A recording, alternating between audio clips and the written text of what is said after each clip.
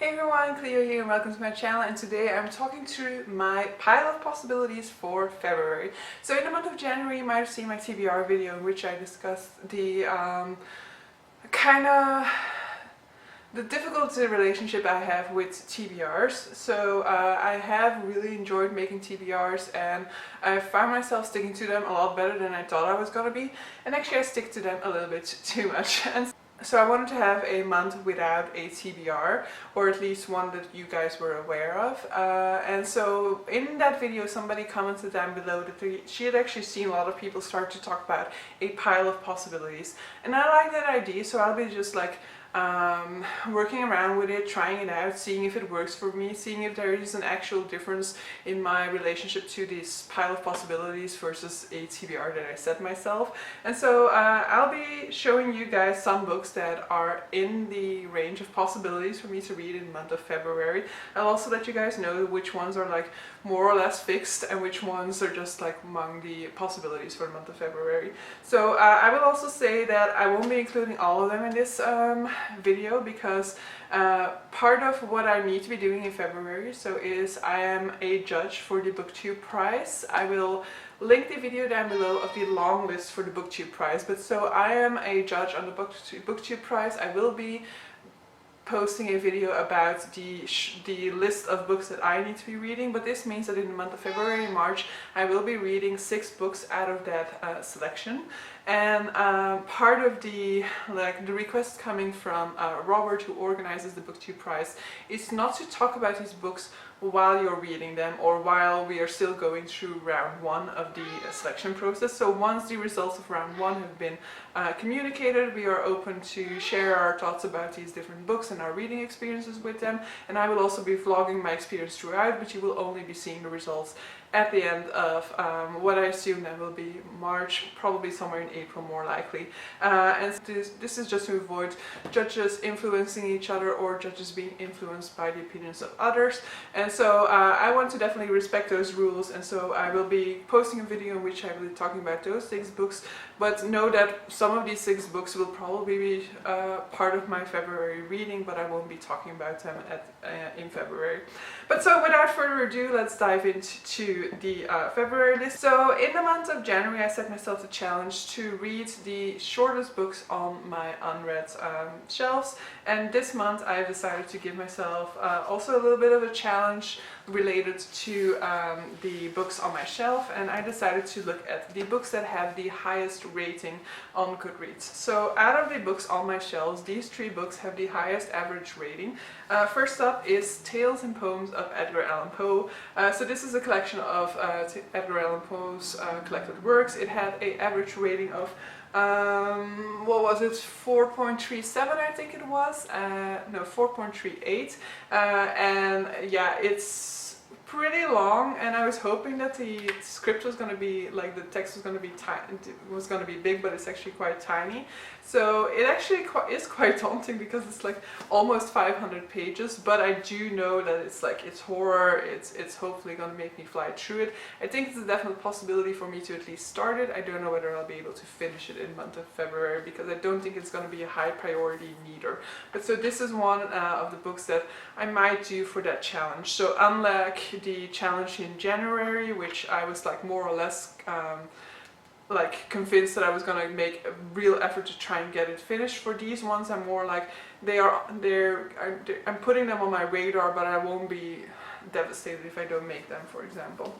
And then it's a tie between book 2 and 3. The first one is And the Mountains Echoed by Khaled Hosseini. I read A Thousand Splendid Suns last year. I really loved it, and so I am looking forward to this book. It's not a book that I was desperate to pick up immediately, but who knows, maybe I will give it a go in this month. It is a book set in Afghanistan, as A Thousand Splendid Suns was. A Thousand Splendid Suns was very much focused on the female story, and this is very much focused, it seems, on a friendship. I don't know too much about it, and I'm pretty convinced that I just want to go into this blindly, so I'm not going to be able to tell you guys more about it.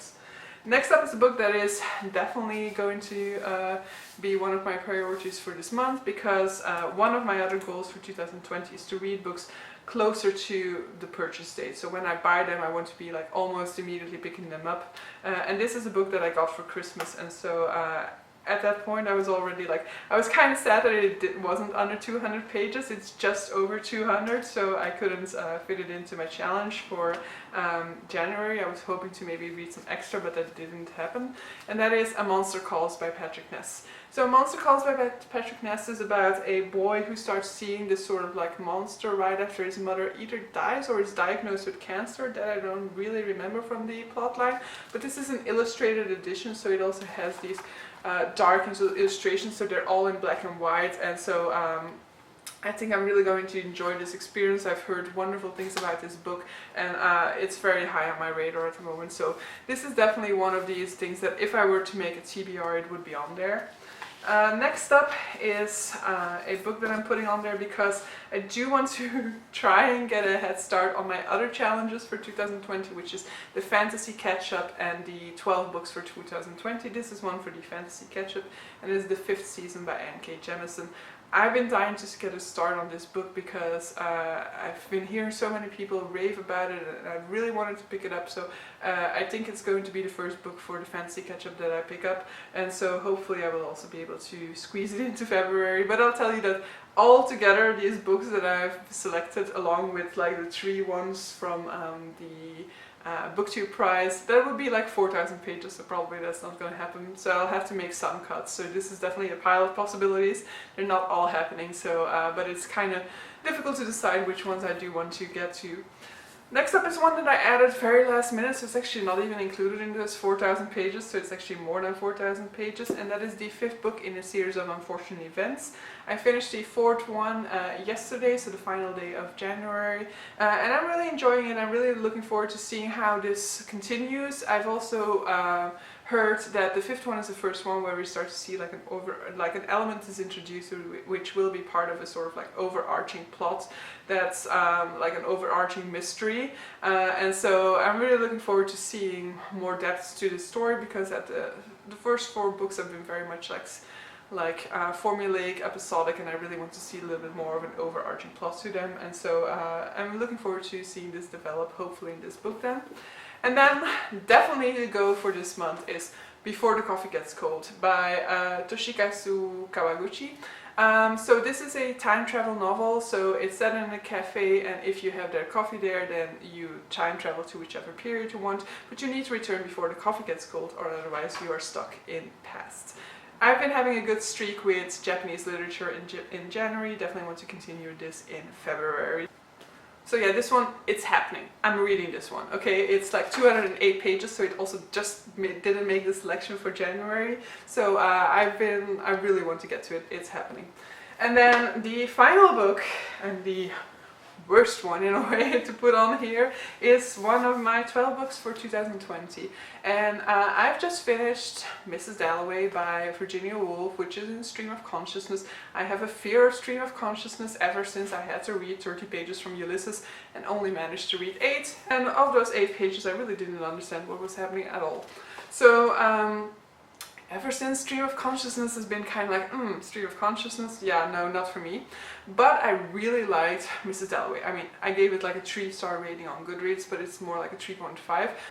And that's really to do with like, more with the story, I guess. But I really love the writing style, and so I'm hopeful for this book, and that is Duck's Newbury Report by Lucy Ellen. So this book definitely needs to get read. I want to read the full Booker Prize, Booker Prize.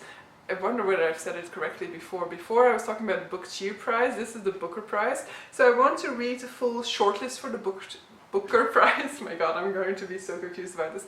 I'm going to be reading the full shortlist for the Booker Prize. So last year I read 3 out of the shortlist and 3 other ones out of the long list. This year I definitely want to be reading the 3 other books on the shortlist, and Duck's Newbury Report is one of them. It is also a book that is on the long list for the Booktube Prize, so it might actually make it into later rounds.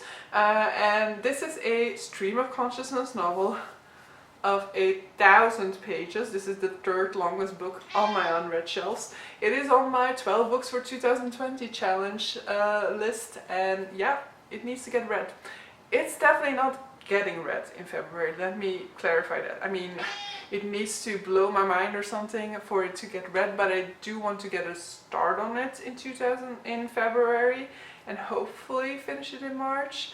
I don't know. It's daunting, and that's probably the reason why I put it on here, is because I don't want this to be like the book that stays on there, you know, and I also want to read the Booker Prize books relatively early on in the year, because I don't want to like be still trying to finish them when the longlist for the Booker Prize 2020 is already getting announced, for example. So yeah, I do want to challenge myself to start it in February. It's also, of course, 1,000 pages out of these 4,000 pages total, so we'll see what happens. But so in any case, this is my pile of possibilities. I think it's a quite diverse selection, and so I'm quite happy with it. Let me know down below which ones you think that I should prioritize, which ones you've read and you've absolutely been in love with, and so you want to share that love with me. Definitely let me know down below. As I said, as I think I clearly intoned in the video, the priorities for me are Before the Coffee Gets Cold by I cannot remember this name, Toshikazu Kawaguchi. Let's get it out. A Monster Calls by Patrick Ness, and then The Fifth Season by N.K. Jemisin. These 3 books are my priority, but obviously there are actually 3 more priorities from the Booktube Prize selection. But so yeah, as I already intoned, you can expect that video to come out soon.